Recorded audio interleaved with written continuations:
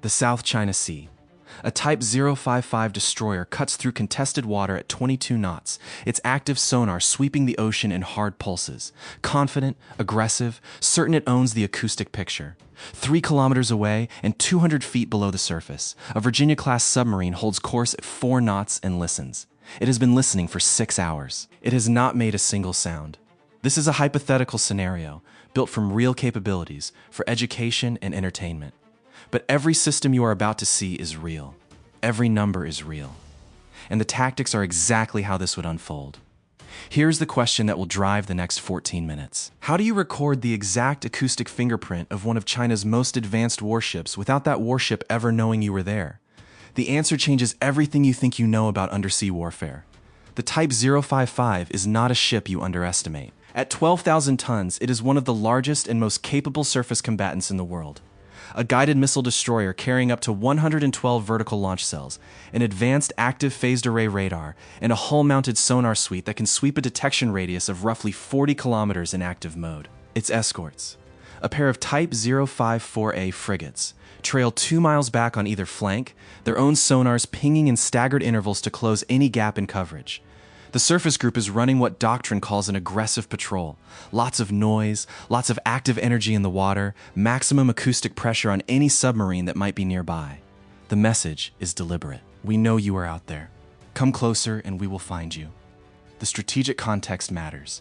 This patrol is threading a line through the Spratly Islands, waters that China claims and the United States does not recognize as sovereign.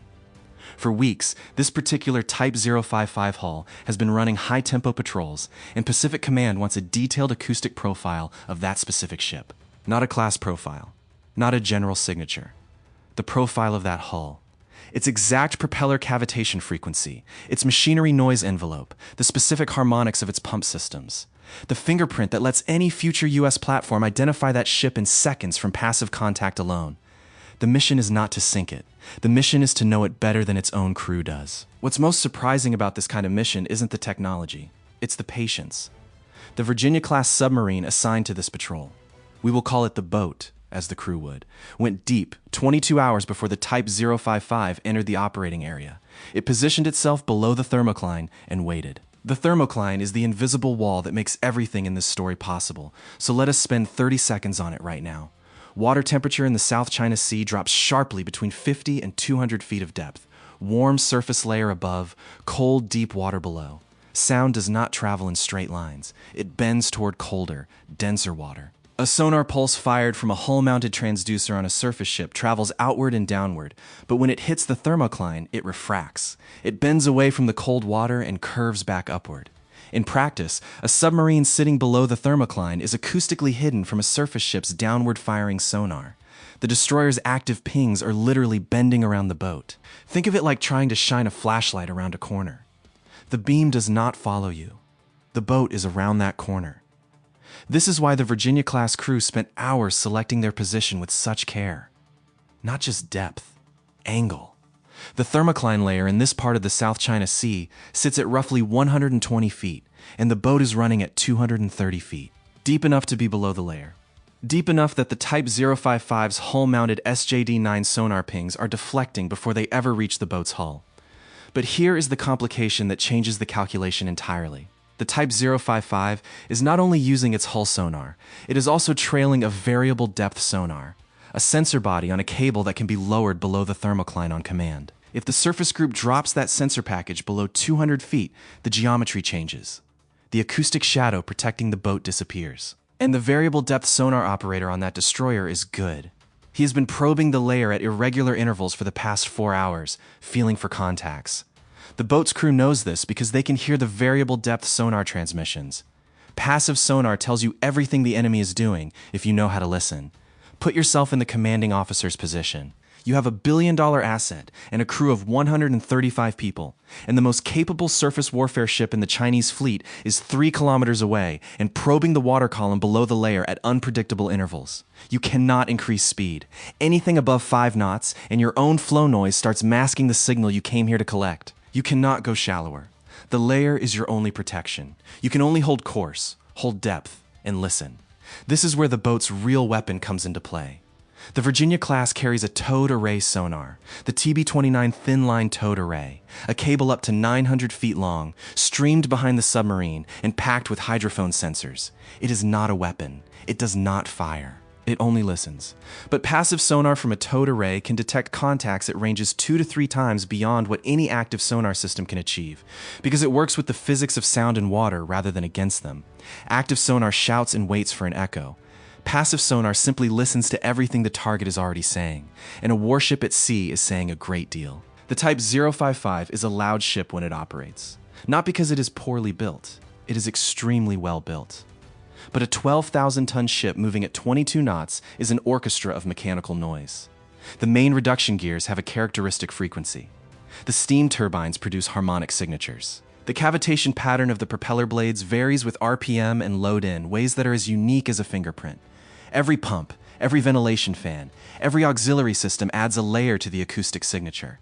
And the boat's towed array is recording all of it in extraordinary detail at a range where the Type 055 crew has no idea they are being heard. I spent time going through the open literature on passive acoustic intelligence collection, and one concept kept coming back. A recorded signature is not just useful now. It is useful for the entire operational life of that hull. Once you have this ship's fingerprint in the database, every passive sonar operator in the U.S. Navy can identify it by sound alone. Anywhere on Earth, at any depth, at any range within passive detection limits. A single 6-hour collection mission can support decades of tracking. Here is the part that does not sit right on the surface. The most valuable intelligence asset on this mission is not a weapon at all. It is a microphone. The collection phase requires the boat to maintain a specific geometry relative to the Type 055, not directly behind. That puts you in the ship's acoustic shadow, where engine noise masks the signal you want. Not directly ahead. That puts you in the path of the bow wave and increases your own noise. The ideal position is off the target's quarter, roughly 45 degrees from the stern, at a range of 2 to 4 kilometers. Close enough that the signal-to-noise ratio is high. Far enough that the Type 055's escort frigates, positioned on the flanks 2 miles back, cannot close to a detection threat range without alerting the boat's own passive sensors first. Maintaining this geometry for hours at low speed, below the thermocline, while the target maneuvers. That is the hard part. Every course change by the Type 055 requires a response from the boat. But the boat must respond slowly, without sudden acceleration, without rising toward the layer, without any action that generates noise. The crew calls this the dance. You follow, but you follow on your terms, and you never let them know you are following. At hour 4, the Type 055 makes a hard course change. 30 degrees to port, accelerating to 26 knots for 12 minutes before settling back on its original track. A standard, unpredictable maneuver designed to force any trailing submarine to accelerate and reveal itself. The boat does not accelerate. The commanding officer holds 4 knots and accepts a temporary degradation in collection geometry. For 12 minutes, the towed array signal quality drops. Then the Type 055 settles, and the geometry closes again. Here's the real question at the midpoint of this operation. The surface group is confident. The variable depth sonar has been probing below the layer every 40 minutes. The escorts have been running sprint and drift patterns. And nothing. Not a single contact. Not a single return. Does that confidence make them sloppy? Or does it make them push harder? At hour 5, it gets harder. The lead Type 054A frigate begins a prosecution pattern. A deliberate search sweep moving ahead of the destroyer. Its hull sonar pinging on a short range, high-frequency mode designed to detect snorkeling or shallow-running submarines. The frigate is not aware of the boat. It is running a precautionary pattern. But its course takes it to within 4 kilometers of the boat's position. Inside the range where even passive noise from the boat's own machinery could theoretically be detected by a sharp sonar operator under good conditions. The commanding officer does something counterintuitive. He moves closer to the Type 055, not further. A large ship at high speed generates a turbulent noise cone behind it, a wall of propeller cavitation and wake turbulence that completely masks anything within a certain angle of the stern. The frigate's sonar cannot hear through the destroyer's own noise. By positioning within the destroyer's stern cone, the boat uses the Type 055 as acoustic camouflage against the very escort searching for it. The threat becomes the shield. Think of it like hiding from someone by standing directly behind the loudest person in the room. Their noise covers your breathing. Most people assume a submarine's greatest vulnerability is active sonar from a dedicated ASW asset. a P-8A, Poseidon patrol aircraft, or a helicopter with a dipping sonar. In this scenario, the geometry works against those assets too. An aircraft dropping sonobuoys or a dipping sensor would need precise cueing, a datum, a contact report, a hint of where to look. The surface group has no datum. They have been pinging for 6 hours and found nothing. Without a datum, an aircraft search covers thousands of square miles of open ocean. The needle is invisible in the haystack because the haystack has no edges. One detail that stuck with me in thinking through this scenario: the boat's crew has been listening to the Type 055 for 6 hours. They know its acoustic signature better than any analyst ashore. They can hear the slight irregularity in the starboard shaft bearing, a harmonic that appears at specific RPM bands.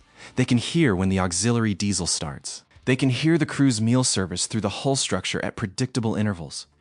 The intimacy of passive acoustic intelligence collection is almost uncomfortable. You know this ship, and it does not know you exist. At hour 6 and 40 minutes, the signal processors aboard the boat flag a collection complete status. The towed array has recorded enough data across enough maneuver conditions: high-speed runs, slow-speed patrol, full sonar emissions, passive radiated noise, to construct a comprehensive acoustic signature library entry for this specific Type 055 hull. The data package is compressed and ready for burst transmission the moment the boat reaches a position where it can safely raise an antenna without detection. This is the payoff. And here is the controversial take. Some analysts argue that acoustic signature collection like this is more strategically valuable than a sunk ship. A sunk ship is an act of war. A recorded signature is leverage that persists indefinitely, costs nothing to use, and cannot be taken back once it is in the database. The Type 055 crew will sail that hull for 20 plus years. For 20 plus years, any U.S. Navy submarine or surface combatant with access to the signature library can identify that specific ship by sound alone, in the deep ocean, in a strait, under an ice shelf, without ever emitting a single active pulse. One mission. Permanent advantage.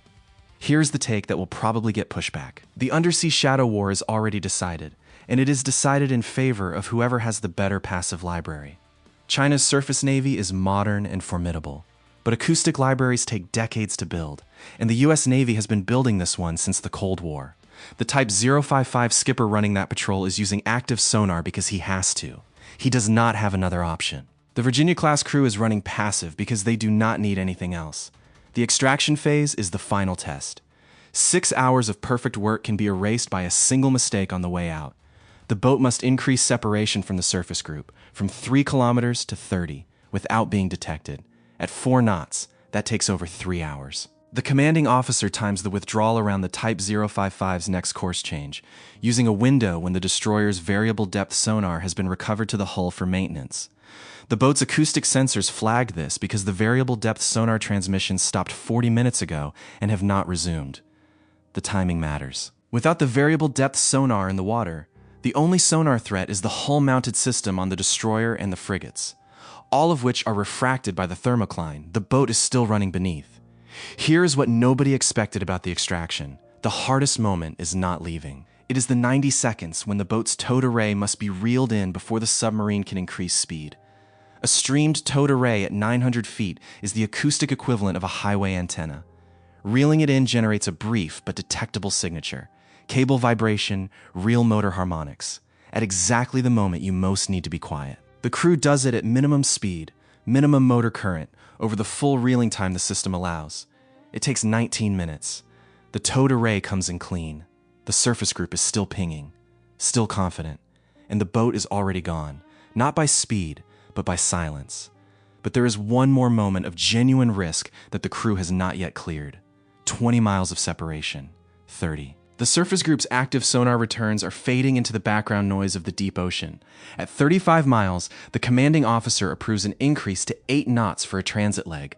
Still quiet, still below the layer.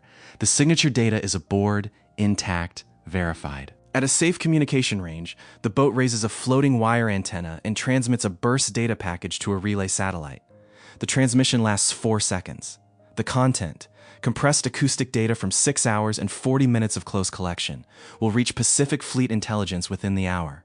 What strikes you about this kind of operation is what it says about how modern undersea competition actually works. No shots fired, no international incident, no escalation, just information. Collected, transmitted, archived. The Type 055 completes its patrol. Its crew files a report confirming no submarine contacts in the operating area. They are not wrong. Exactly. They had no contacts. They had no idea they were being followed, studied, and cataloged for the next 2 decades.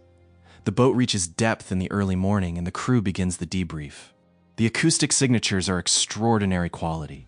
The signal analysts aboard flag 4 distinct mechanical anomalies in the Type 055's propulsion system, each of which will make future passive identification even faster and more certain. The shallow water propagation conditions in the Spratlys degraded the low-frequency components slightly, but the mid-frequency propeller cavitation data is textbook clean. The mission package is complete. 1 acoustic signature, 1 hull, 1 library entry. And somewhere in the Pacific, a Type 055 destroyer continues its patrol, confident and alone, not knowing that every future transit it makes will be announced, silently, invisibly, to anyone who cares to listen. What do you think? Is the undersea shadow war already decided by passive intelligence libraries? Or does China's investment in variable depth sonar and ASW close the gap faster than most analysts admit? Drop your answer in the comments. We read every single one. Before you go, one thing about passive sonar collection that almost nobody talks about. The towed array's advantage is not just range. It is the physical separation between the array and the submarine's own noise sources.